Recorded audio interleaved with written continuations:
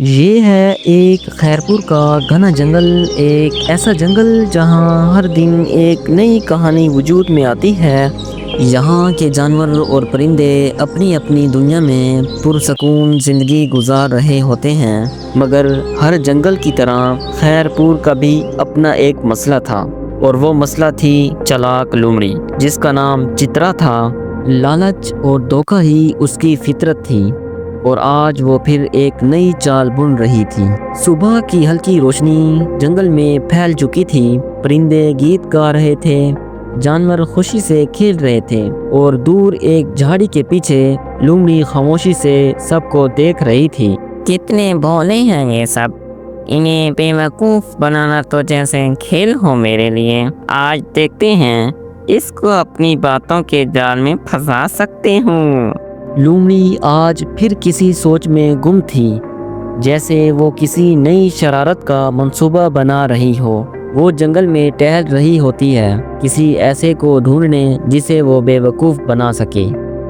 लोमड़ी जंगल में टहल रही थी कि अचानक उसकी नज़र ऊपर गई। दरख्त की शाख पर एक कौवा बैठा था, चोंच में रोटी का टुकड़ा लिए। ये मंजर देखकर लोमड़ी के मुंह में पानी आ गया और फिर उसके दिमाग में एक शरारती आइडिया आया। अरे कौवे भाई, तुम कितने खूबसूरत हो। मेरी सहेलियों ने मुझे बताया है कि तुम्हारी आवाज में गजब की मिठास है। क्या ये बात सही है? कौवा ये सुनकर दंग रह गया। आज तक तो किसी ने उसकी आवाज की तारीफ नहीं की थी, लेकिन वो चुप रहा। कौवे भाई, अपनी खूबसूरत आवाज में क्या तुम मेरे लिए गाना नहीं गा सकते? सुनाओ ना भैया। फिर भी कौवा चुप रहा। लोमड़ी फिर बोली, क्या तुम अपनी प्यारी बहन की इतनी सी इच्छा भी पूरी नहीं कर सकते? तुम कितने सुंदर हो, तुम्हारे पंखों का तो कहना ही क्या। मेरे लिए गाना गाओ ना कौवे भैया। कौवा उसके झांसे में आ गया। उसने अपनी चोंच खोली और लगा काव काव करने। अरे ये क्या! रोटी का टुकड़ा उसकी चोंच से निकला और जमीन पर आ गिरा। लोमड़ी ने झट से उसे झपट लिया और खा गई। लेकिन कौवे को जब तक समझ में आता कि क्या हुआ, लोमड़ी वहां से चल दी। लोमड़ी ने पेट तो भर लिया, मगर चालाकी की भूख अभी बाकी थी। वो चलते चलते बोल रही थी, अब की बार किसको बेवकूफ बनाऊं? अचानक उसकी नजर एक खरगोश पर पड़ी। एक नन्हा सा खरगोश मजे से गाजर खा रहा था। लोमड़ी के मुंह में पानी आ गया और दिल ही दिल में बोली, अरे वाह, कितना मजे से खा रहा है। कितनी लाल, कितनी रसीली गाजर है ये। अगर ये मुझे मिल जाए तो मजा आ जाएगा। अरे वाह खरगोश भाई, क्या बात है। तुम तो आज बादशाहों जैसा नाश्ता कर रहे हो। कहाँ से मिली इतनी शानदार गाजर? जंगल में ढूंढने वाला ही पाता है लोमड़ी बहन। लोमड़ी ने खरगोश से कहा। खरगोश भाई, शेर आ गया। बेचारा खरगोश शेर का नाम सुनते ही डर के मारे भाग गया। छी, ये तो बिल्कुल बेजायका है। एक दरख्त पर बैठा उल्लू ये सब देख रहा था। उल्लू उड़ता हुआ लोमड़ी के पास आया। तुम्हारे झूठ और लालच का अंजाम अच्छा नहीं होगा चित्रा। अरे उल्लू भाई, आप तो हमेशा रात में जागते हैं, दिन में ख्वाब क्यों देखते हैं? मैं समझदार हूँ, कभी पकड़ी नहीं जाऊंगी। ये कहकर लोमड़ी आगे चल दी। उल्लू खामोश हो गया। वो जानता था कि लालच का जाल आखिरकार खुद को ही जकड़ लेता है। लोमड़ी उल्लू को डांट कर आगे बढ़ी। रास्ते में उसने एक हिरनी को देखा जो थकी और प्यासी थी। लोमड़ी के चेहरे पर फौरन शरारत उभरी। अरे हिरनी बहन, तुम तो बड़ी परेशान लग रही हो, क्या बात है? बस चित्रा बहन, इतने दिनों से बारिश नहीं हुई, नदी भी सूख गई है। पानी की तलाश में सारा दिन भटकती रही हूँ। अच्छा, तो तुम्हें पानी चाहिए? मैं एक जगह जानती हूँ जहाँ नदी है, उसका पानी बहुत मीठा है। बस मेरे साथ चलो। लोमड़ी मुस्कुराते हुए हिरनी को अपने साथ ले गई, मगर हिरनी नहीं जानती थी कि वो नदी नहीं दलदल की तरफ जा रही है। कुछ देर बाद दोनों वहां पहुंच गए। दूर से तो नदी लग रही थी मगर हकीकत में वो एक दलदल थी। देखो हिरनी बहन, वो सामने नदी है, जाओ पी लो, उसका पानी बहुत मीठा है। बेचारी हिरनी खुशी खुशी नदी समझकर आगे बढ़ी। पानी पीने की चाह में दौड़ती हुई वो एकदम दलदल में जा फंसी। अब उसे अंदाजा हुआ ये नदी नहीं बल्कि लोमड़ी का रचा हुआ जाल था। हा हा हा, अरे मैं तो मजाक कर रही थी, मजा आया ना। ये कहकर लोमड़ी आगे चल दी। बेचारी हिरनी लोमड़ी की चालाकी समझ ना सकी और सिर्फ देखती रह गई। रात हुई, जंगल में खामोशी छा गई। लोमड़ी भूख से बेचैन थी। इतने सारे झूठ बोले लेकिन खाने को कुछ ठीक से मिला नहीं, कल कुछ बड़ा करना पड़ेगा। सुबह हुई, सूरज निकला और जंगल एक बार फिर हंसी से गूंज उठा। हर जानवर अपनी मस्ती में खेल रहा था और उधर लोमड़ी फिर निकल पड़ी अपनी नई चाल चलने, किसी को बेवकूफ बनाने के इरादे से। चलते चलते लोमड़ी की नजर एक दरख्त पर बैठे तोते पर पड़ी। तोते को देखकर लोमड़ी बोली, वाह वाह, इतने हसीन पर हैं तुम्हारे, तुम तो जैसे रंगों की दुनिया हो।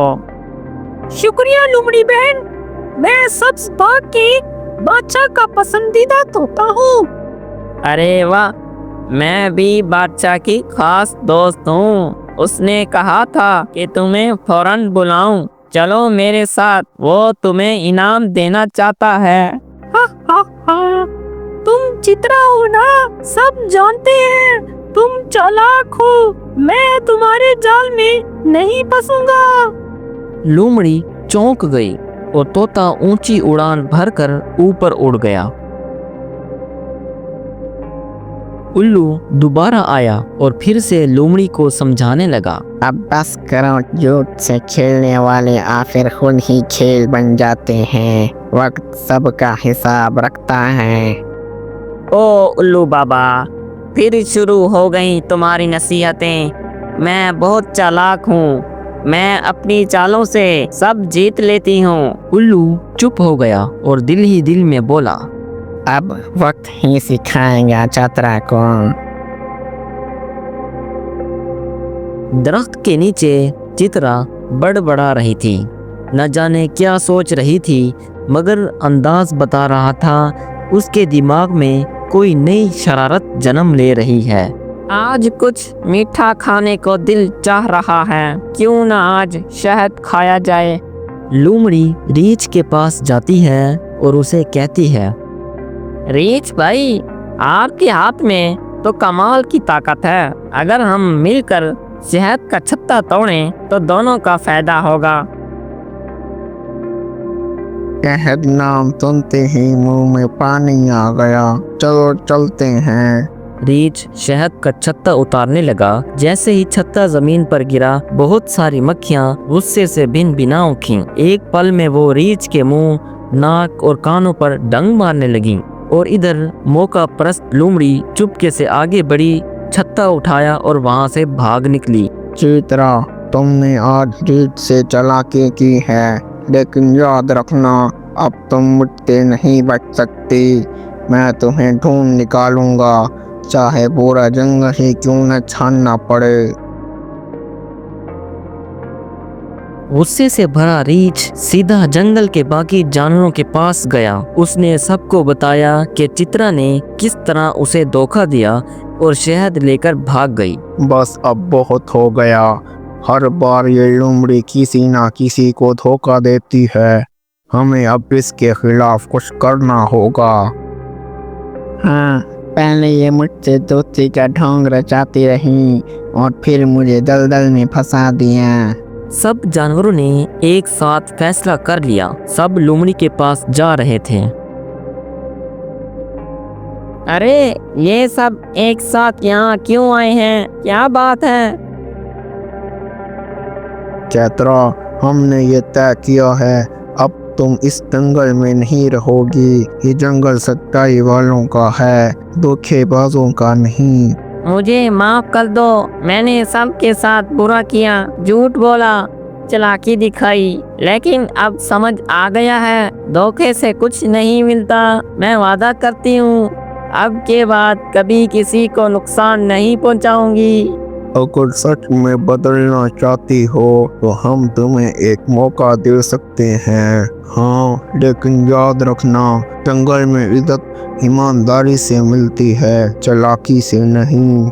चित्रा ने सर झुकाया। उसकी आंखों में आंसू थे और चेहरे पर पहली बार सच्चाई की झलक। यूं जंगल में सुकून लौट आया और सब ने सीखा कि सच्चाई हमेशा जीतती है। इस कहानी से हमें ये सबक मिलता है कि झूठ और धोखे से मिलने वाली खुशी लम्हे भर की होती है, लेकिन सच्चाई से मिलने वाला सुकून हमेशा रहता है। चालाकी वक्ती फ़ायदा देती है पर आखिर में सब कुछ छीन लेती है, और सच वो देर से जीतता है मगर हमेशा के लिए जीतता है।